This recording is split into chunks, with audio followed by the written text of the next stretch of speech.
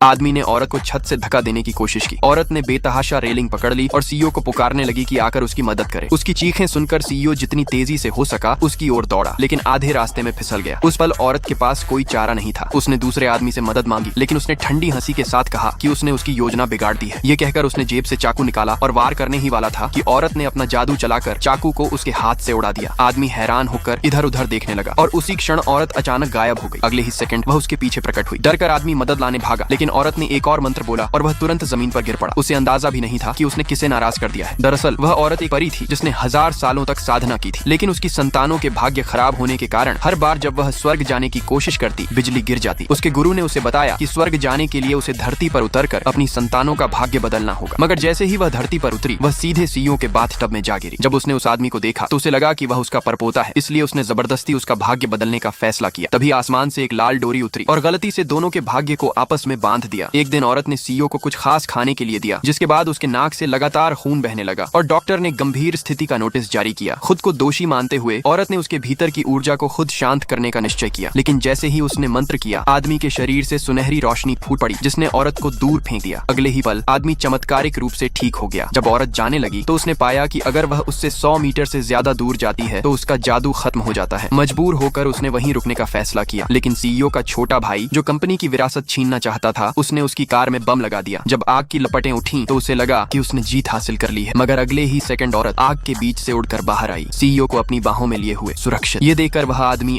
अगर आपको वीडियो अच्छा लगा तो लाइक करें, अगला पार्ट देखने के लिए सब्सक्राइब करें।